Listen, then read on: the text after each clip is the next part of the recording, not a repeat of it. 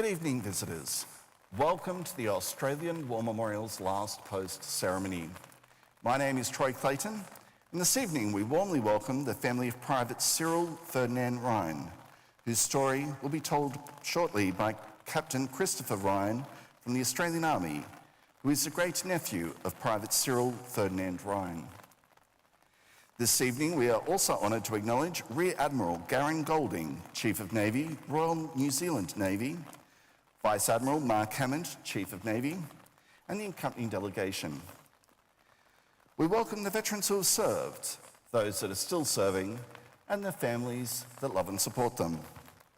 The live stream of this ceremony is made possible by the Return and Services League of Australia and the RSL and Services Club Association. We welcome members who are watching the broadcast of this ceremony across Australia. During this evening's ceremony, wreaths will be laid at the base of the pool of reflection by family and visitors to the memorial. If you're able, please stand and join in singing the national anthem.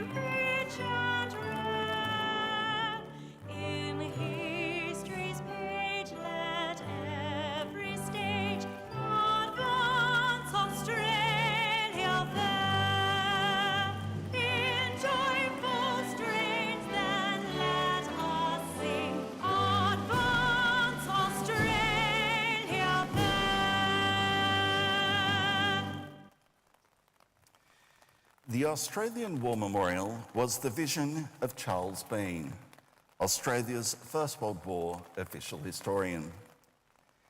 Bean landed with the Australian troops on Gallipoli and stayed with them at the front through to the end of the war. The idea of this national memorial and museum came to him at Pozières, France, in the depths of the bloody fighting of 1916. Bean's idea was that this would be a place where families and friends could mourn their loved ones buried in faraway places. It would also be a place that could help all Australians understand what these men and women had endured and what they had done for us. Bean's vision, to which we remain true, is best expressed as inscribed in the entrance to the memorial's galleries. Here is their spirit, in the heart of the land they loved, and here we guard the record which they themselves made. Tonight, we'll read the story behind just one of those on the Roll of Honour, which lists the names of more than 103,000 men and women who have given their lives for us in war and on operations for more than a century. But first we present a lament, Flowers of the Forest. Wreaths or floral tributes will now be laid at the base of the pool of reflection.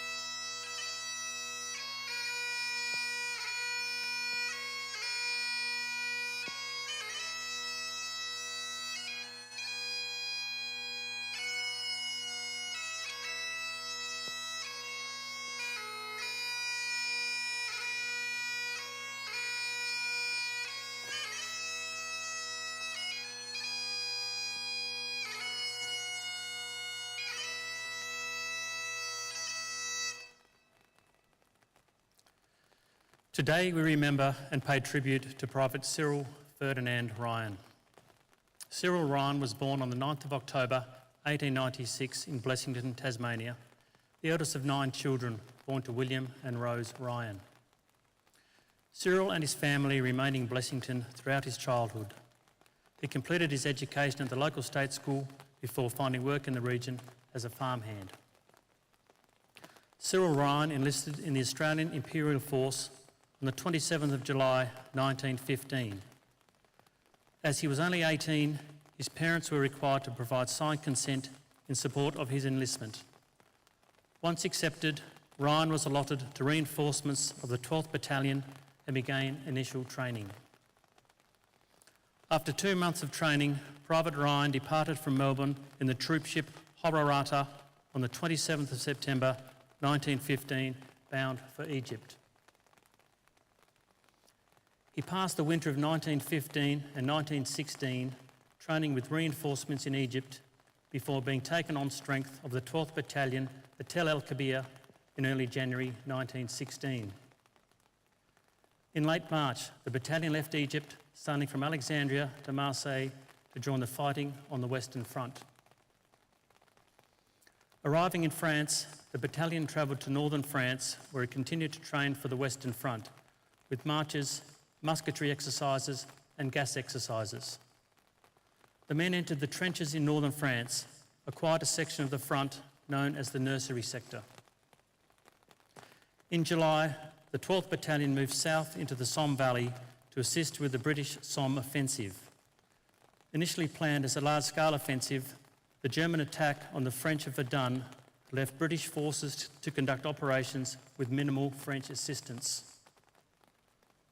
For the 1st, 2nd and 4th Australian Divisions, the focus of initial attacks was the valuable high ground at Pozières.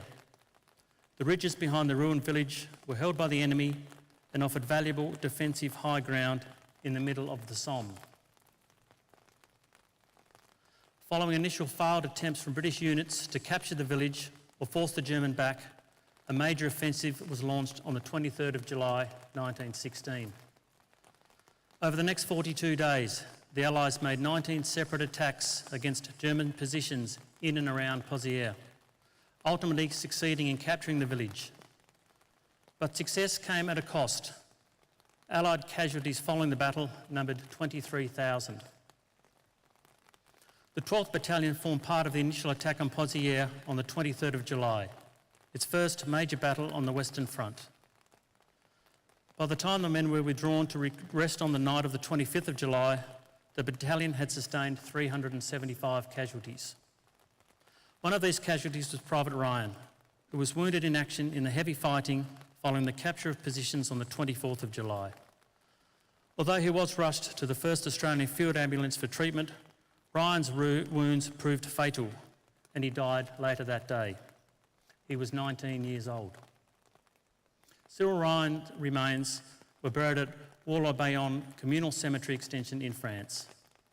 His name is also listed on the Roll of Honour on my right, amongst almost 62,000 Australians who died while serving in the First World War. His photograph is displayed today by the Pool of Reflection. This is one of the many stories of service and sacrifice told here at the Australian War Memorial. We now remember Private Cyril Ferdinand Ryan, who gave his life for us, for our freedoms, and in the hope of a better world.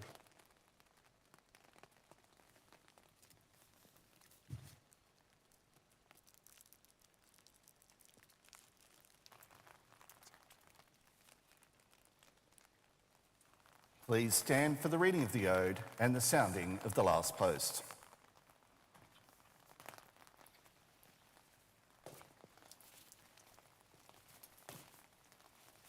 They shall grow not old, as we that are left grow old. Age shall not weary them, nor the years condemn. At the going down of the sun, and in the morning, we will remember them. We'll remember them.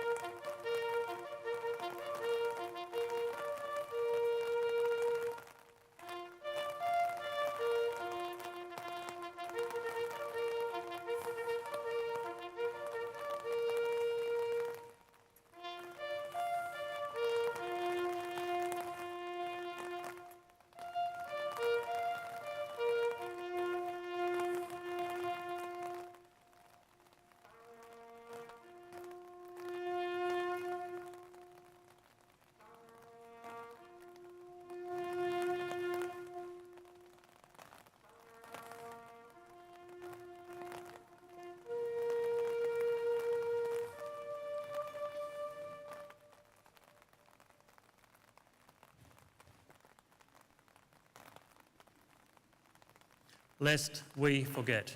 Lest we forget.